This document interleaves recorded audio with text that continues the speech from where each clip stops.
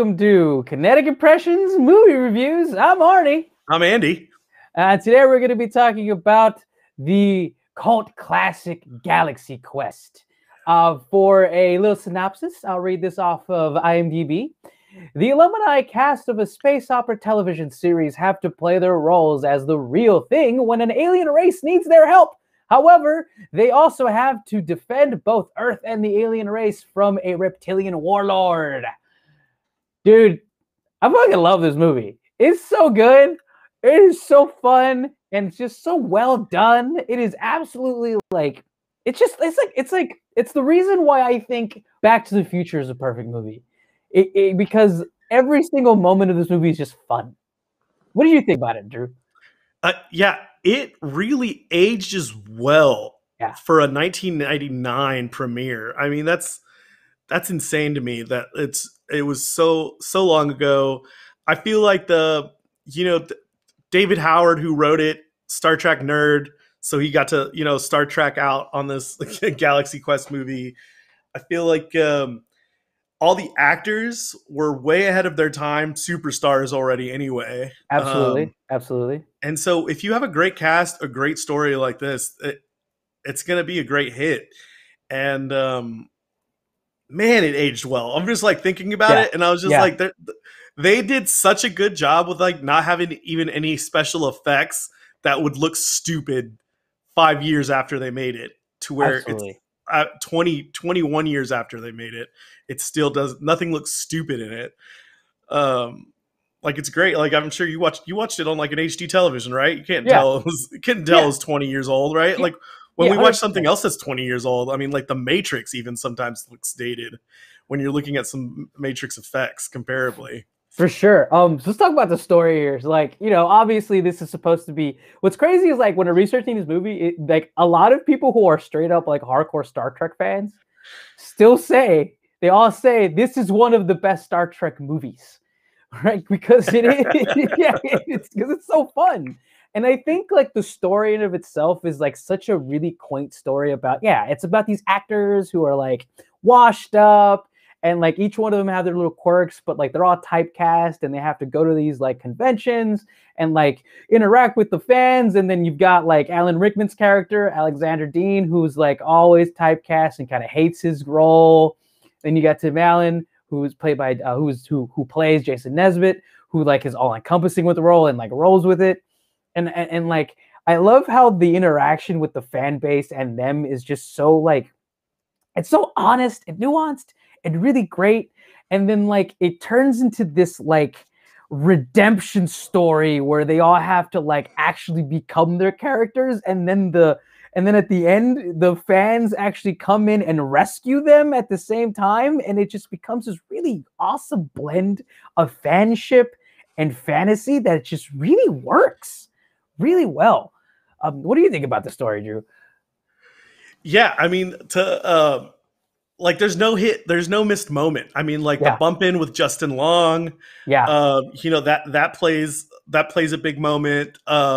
Just in the beginning scenes, they run into the aliens. You run into the aliens like not even 5 minutes into the movie. So I was just thinking of how cohesive the story is.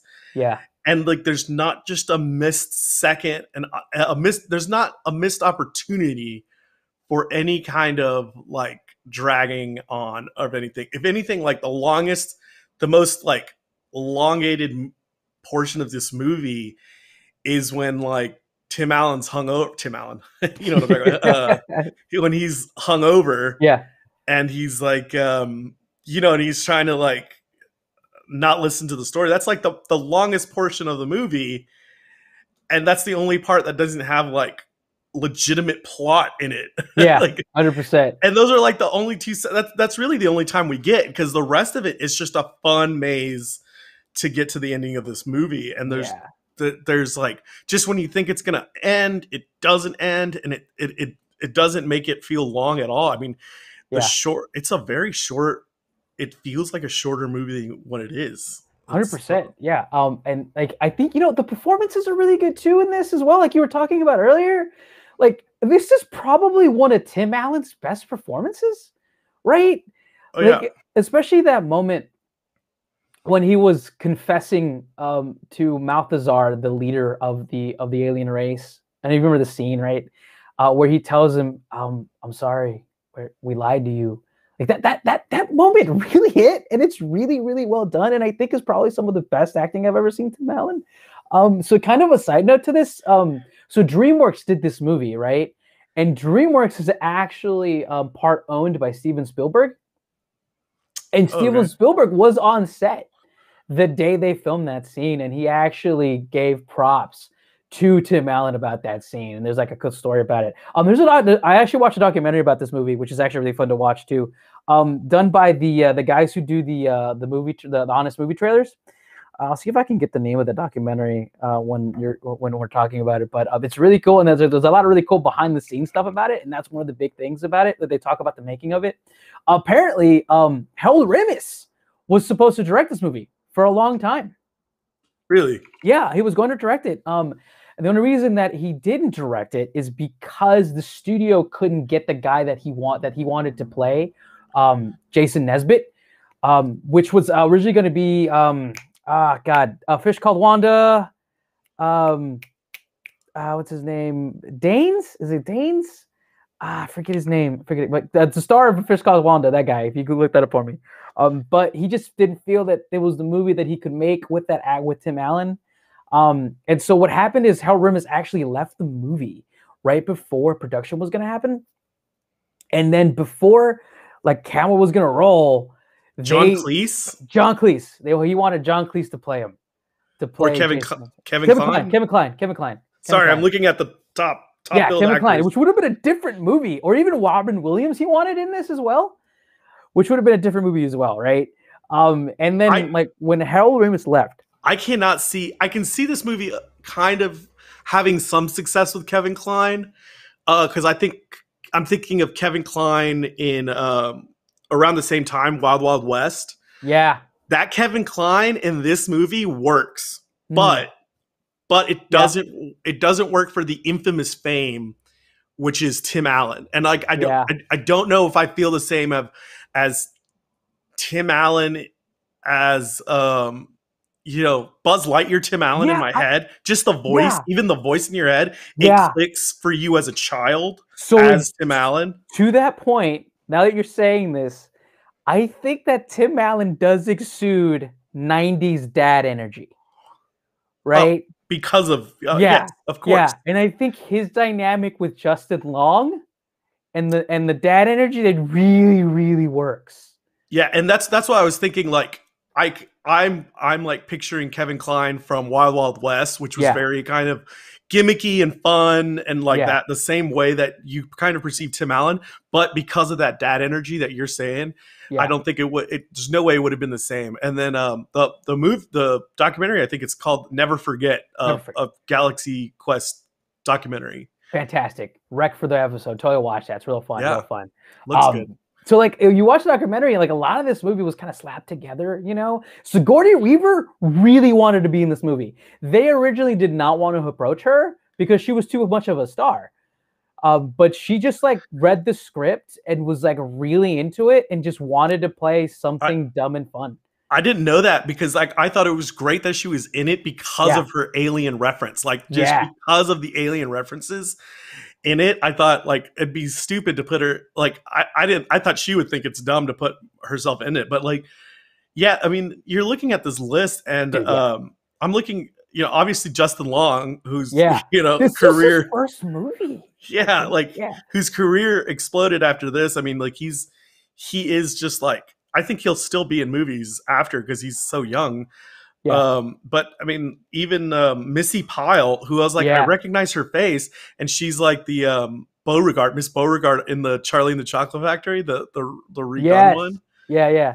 And I just noticed her eyes in that face, and like the whole cast. I mean, dude, you could not pay these people. No. I'm just thinking of a budget to get these people back. Obviously the late great Alan Rickman, but oh man, the amount of syndicates in this, and Sam Rockwell is a genius now. So like, definitely the couple of other things from the documentary. So Sam Rockwell apparently like he based his character on I forgot the guy's name. Alien 2 had a one of the same actors. I forget his name. Alien 2.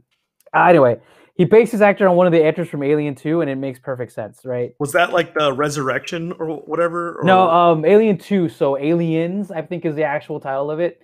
Aliens. I forget the guy's, but I forget the guy's actual name, but he based his character off of him, and it was perfect, right? And then also Balthazar or Malthazar, the alien leader, the aliens leader, who who's like, come with us, help us, we're gonna help. Yeah. He actually came up with that character during the audition process. Like they were basically like, just do whatever. And he basically modeled that voice out of a vocal exercise. And when he did it for them, they loved it. And then they subsequently showed that audition tape to all of the other actors auditioning for the alien roles. Oh, no. Dude, I'd be so nervous if that happened. You know, like, you're just, like, practicing your dialect or whatever, and you're like, yeah. And then like all of a sudden, like, I want you to laugh like that. Laugh like that. And it's so good though, because him as an actor, his name is Enrico Costellian. Yeah. Costellian. He's that just shows you that he was a trained actor, but he acts really well as that alien. And especially that scene with him and Tim Allen. And like he plays like, I guess like the thing about those aliens that you really love about them is the fact that they're really lovable, they're kind, they're really, really like, they're so what's the word? Naive that they created this whole world based upon that. And that scene with him and Tim Allen is just so good because this guy's really funny. Enrico is really funny. Like I remember him from Just Shoot Me. Do you remember the series? Yeah. Shoot Me. Yeah. He was he was so funny in that, and I thought he was just one of the, not like the throwaway characters, but he was like the third guy to me, because it was always about the girl. And I'm sorry, but like this 90s thing, I can't remember all the stuff that happened in the 90s. He's also the dad in Veronica Mars. Yeah. But like, the most of Just Shoot Me is the play off the girl and David Spade. And like so much that happens with the boss. The boss comes in. Bill and Paxton. The boss is there. Yeah. Bill Paxton is in Aliens. Yes. Yeah. And so like the Enrico, he was always the comic. He was the small character comic relief in Just Shoot Me. And I always thought he was great. So like to see his wide range from that to this was like, I know him from somewhere. And I was like, where do I know him from? That's one of the pieces of the puzzle that makes this movie so good. This is like one of the rare movies that just kind of like, it's like the producers, right? It's like all these pieces come together. They don't feel like they're the right pieces that come together, but they come together in a way that is so unperfectly, beautifully perfect. Right. That's what I feel about this. Because like you had a director that didn't go into this movie until like right before things were about to start shooting. Right. And then you also have the fact that all of these actors who would become really good names, right? Sam Rockwell is in here. And you got Justin Long as well. And then a bunch of the aliens. I believe who was the guy from Parks and Rec? Did you notice the guy from The Office? Rainn Wilson. Rainn Wilson is in this. Did you notice Rainn Wilson this time? Yes. From the last time? Yeah. 100%. Rainn Wilson is in here as well. There's a lot of these really, really good top tier like comedy actors coming together into this like movie. Like, wow, this was like almost 10 years ago. 1999. 21, man. Like Jesus 21 Christ. Years ago. It didn't feel that old. 22, it didn't feel I think. That old. Yeah. 22. It did not feel that old. It's just such a good like comedic ensemble cast. And then I gotta talk about Alan Rickman. Bro, Alan Rickman, like, it was my favorite plot in this movie. Like, right before the third act gets rolling. Right. And it's like this really like boom, boom, boom, boom. You really feel the pacing. The third act of this movie is probably one of the best, most tightly written third acts I've ever seen. Yes. Because it just goes. And every character in this ensemble has a moment of realization and conflict and resolution. and you're talking all the way even to the bit characters. So like one of the biggest moments I was like, dude, this movie's fucking rocking, is that one scene where Alan Rickman is with one of his like big fans, which is one of the alien guys, who like takes up the mantle of his people and is like, I've based my entire life over you, right? And like they together work to kind of free the other aliens from like that prison cell, and then like that guy actually gets shot. Yeah, and just from the introduction to that moment, you've gotten all the context, but you're kind of heartfelt about his death, right? I'm like, what? Why? You just met this character like three just scenes. Met him. He just told him to shut up in the last scene. But like you get it because he fucking loves his character and he like bases his whole life over his mantra of the perceived character. There's so many layers of ethos in this movie. Right. There's so many layers of it. Like that's one of the reasons like it does it so effortlessly. But like when that happens and then like when he starts to die and then he's like and then he asks him to do the what is it, the cry or whatever. He's like, I grab Thor's hammer.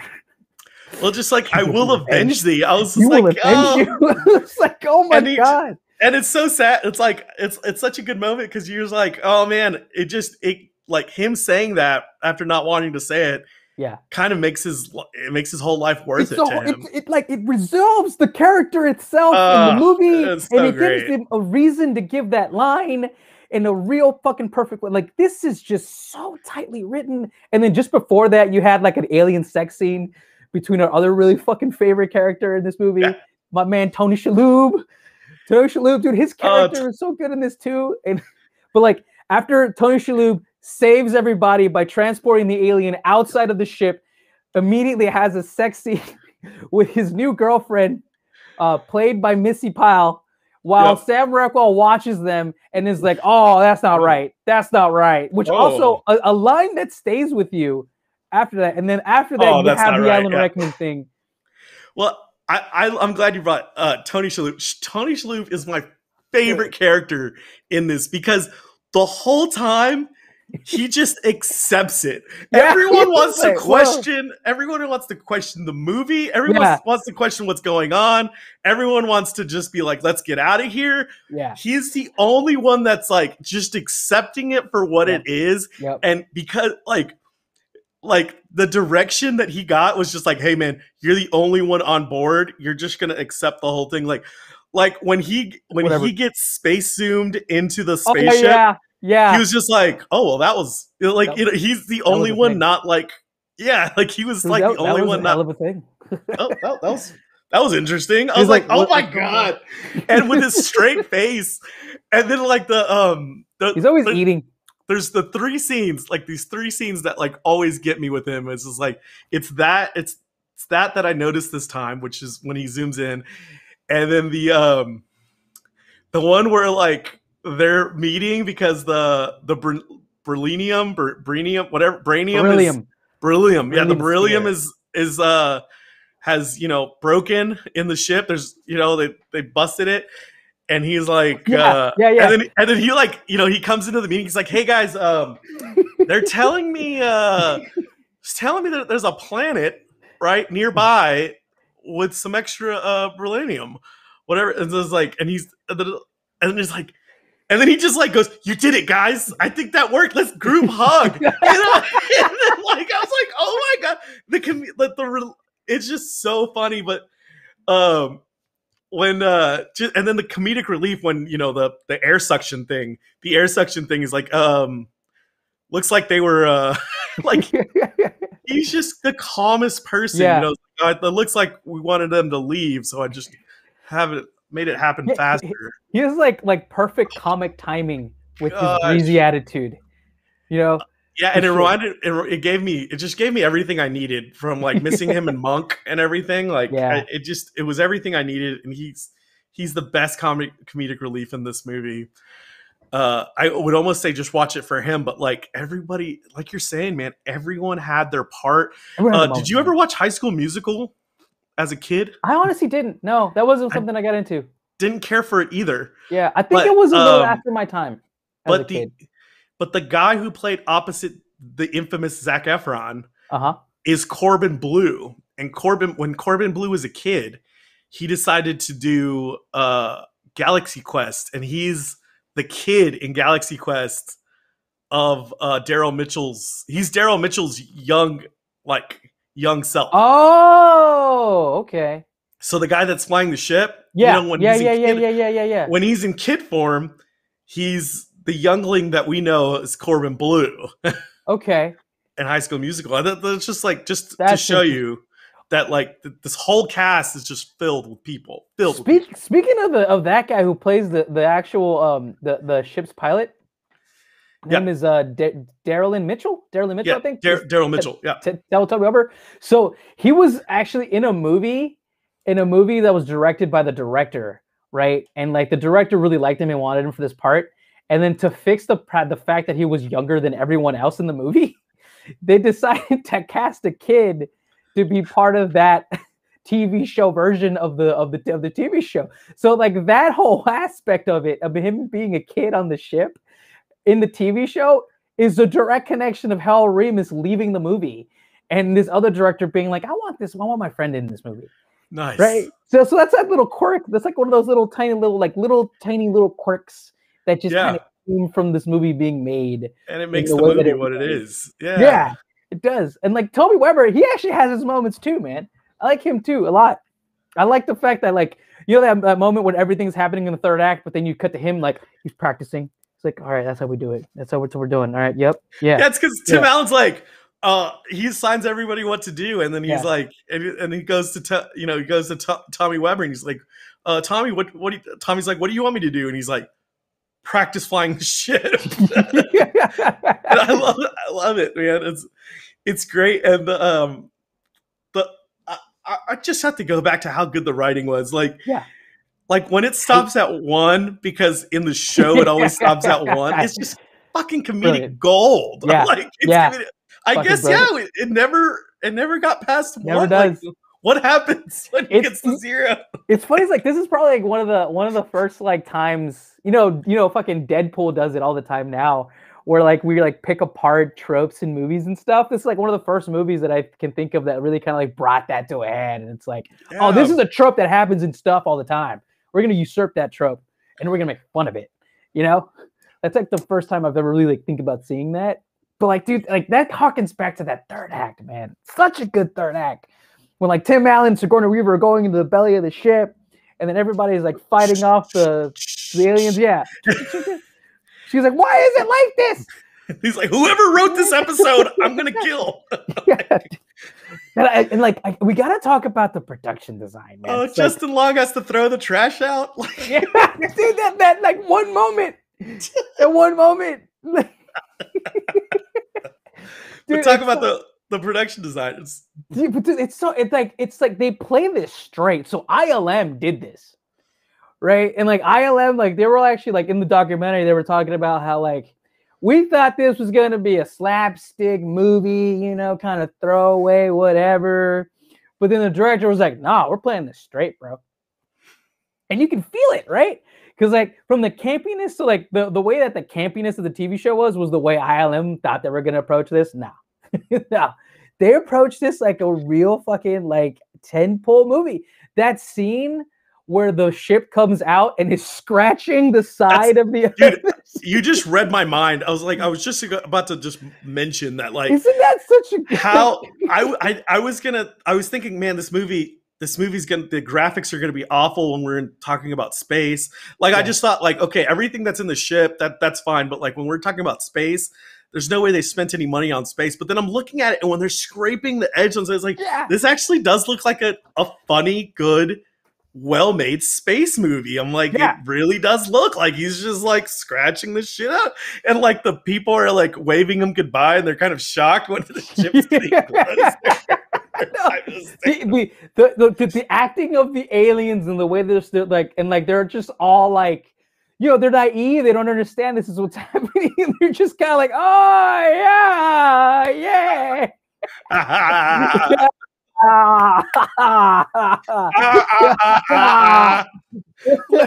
Can't even make their noise. It's that attitude. It's like, of course, it's like the perfect attitude to have for these like stupid idiots who they really know what they're doing. Don't really know what they're doing. They're running shit. But like like all fits into this perfect microcosm of just a good comedic fun movie, and it just like works really well. Oh man, is there like, let me ask you, like, what is your like obviously we talked about all the fucking favorite parts of this movie, like what are the good like serious moments of this movie, right? So like the Alan Rickman moment was really really good, and then like I think like the ending, man, the ending is so good. You know what I mean? Like when like that it speaks to the writing, right? That whole like, what is the Omega-13? What does it do? And then at the end, it resolves the Omega-13 in a way that just like you wouldn't even have thought of. It's just such a smart, tactful. Literally like, within moment. the first 5 minutes, you're asked what the Omega-13 does in the within the fans' presence when they're writing the thing, like when they're signing the autographs or whatever, and then like he's angry. He was just like, that's when he kind of gets angry and says it was just a fucking movie, kid. Yeah. And then like all the way to the end, solving that's great writing. But yeah, I don't know, man. Like I think we've named so many good of this. Like it's the Alan Rickman moment. Yeah. It's so good. It's the I really love that moment when he's on the phone with Justin Long and he's like, look, man, I get it. I get it's just a show, but to us it means a lot. And he's like, shut up, kid. It's not just a show. It's all real. I was like, I knew it. I knew it was real. Like, it was like that. Yeah. That moment. Yeah, but those are all great moments. When he has to, we already mentioned it, but when he has to lie to him, or when he has to tell him that he's been lying to him, and that's a good moment too. He, like you said, it's some great acting that you don't see too often from Tim Allen. But not only that, but like after that, it kind of gets resolved. Like, yes, he was telling the truth, and we all know he was telling the truth, but at the end of it, like he was just, the guy Balthazar or whatever, he's like, you really got me, or Mathazar, he's like, you really got me there. He was like, and I was like, like we'll just go along with it, whatever. Yeah. Dude, we should talk about the space opera-ness of it because it really is good. The move that they do to actually fend off those alien reptilians, right? Where they like go into the minefield and grab all the mines, and they go back and throw them at the aliens. It was really well made. That kind of speaks back to the production design and the space opera-ness of it. Like that's also goes back to the really good writing and really kind of combines it together. Like it's like I really do feel when I mentioned that it's a Star Trek nerd who makes the movie. I really do feel like you take everything that you've hated about movies, just like the farce that this movie is, which is, it's fans asking the cast like, hey, this didn't make sense. This this doesn't make sense. Yeah. Because of the science behind it. Well, like you take that fan and you make a movie with it where the science does back up everything that happens in the thing. Yeah. I feel like it's pretty concrete. You know what I mean? Yeah. There's nothing that you can say like, well, that happened because nothing happens in this movie that's movie magic. It's all just like, no, you can have an answer for everything. Yeah. If you fine tune it. Like they've fine tuned everything in the writing. And that goes to show you that like a well-made movie. And like I think you're right. Like, this is the best Star Trek movie because there's nothing open-ended of it. No. Like I just watched you and I were talking about a movie. We were talking about the Star Trek movies a couple weeks ago, and you were describing one, and I just thought I blocked it out of my head, but I had not ever watched one of the newer Star Trek movies. Oh yeah. And I think it was Beyond. Yeah, Beyond, good one. No, which one's the one with You know what? I gotta say, the attitude of the new Star Trek J.J. Abrams movies, definitely takes some from this movie. Yes. The humor in this movie and the humor. Actually, I want to say J.J. Abrams also says that he loves this movie and it's one of his favorite Star Trek movies. And it kind of shows. You can feel that. You can feel that in his Star Trek movies. with the humor and everything that it moves, the way it moves, the campiness of it, the attitudes between everyone, it does, it does, like the tone of Galaxy Quest. What's funny is present. I asked Google, like I just typed in Google Star Trek movies. It lists all the movies, but like on the second list at the end of it, it has Galaxy Quest before other Star Trek movies. Before like lesser known movies, it has Galaxy Quest in there listed. Like it's just like, I think you meant this. And I was like, that's great. But no, I was just thinking of like there were so many things in Beyond that I didn't like. And I was thinking about like just the way progress goes within the movies. I didn't like things that happened in Beyond that I actually liked. I was like, oh, I'm glad Galaxy Quest did it right. And I'm like, are you serious? Yeah, Beyond was a little, it took a little bit out of like the mystery and adventureness of it and just kind of made it went full on action movie. It went full on action movie camp for sure. It did, and it didn't give enough good story, like in-depth story as it does in the other two movies. Like yeah. I really there was a lot of action that I didn't care for, that like even Into Darkness, I got like enough story and action, and you get this forced motive in Star Trek Into Darkness that I just liked. I cared for it a lot more than the other movies. But anyway, we're talking about Galaxy Quest. Yeah. And Galaxy Quest just hitting all cylinders. Yeah. I think it was well done action movie. You don't see many gunshots in the movie. No.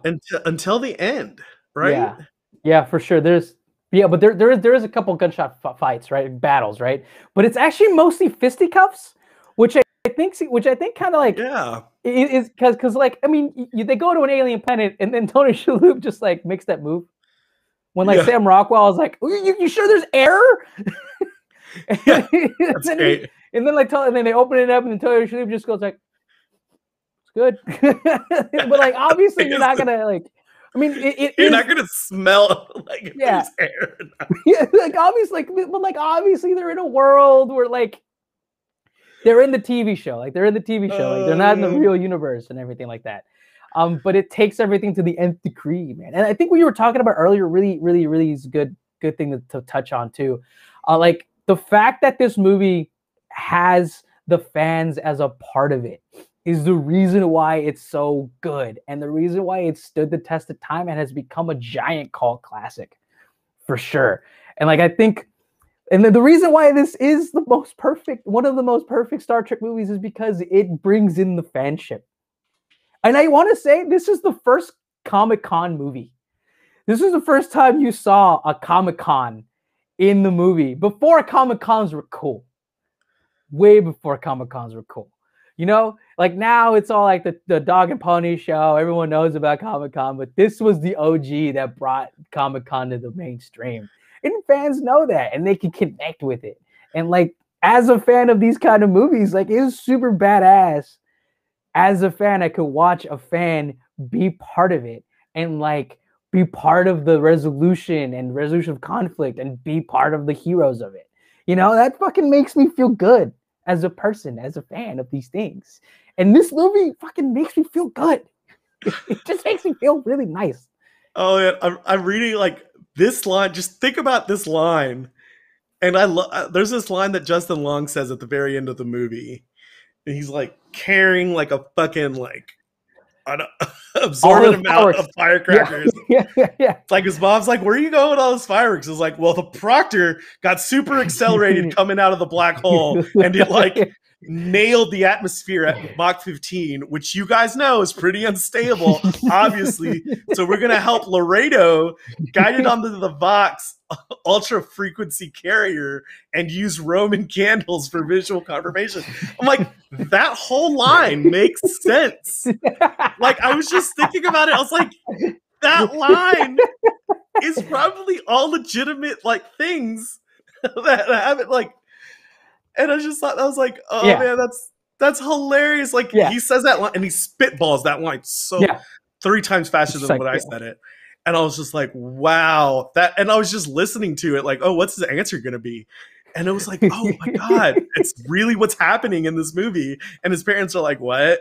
Okay. Yeah. Okay. Be At least back he's for going dinner. outside. Yeah, like be back for dinner at 7. Yeah. Well, at least he's outside. Like, Yeah. oh man. I just love that line when they're like, yep, they're guiding him in because they're going too fast. Yep. Yeah. Good for him. Dude, Like, yeah. I think we did it, man. I love this movie. I'm glad we watched it. I just wanted to read that line because Yeah. I thought that sums up how greatly written like every moment in this movie.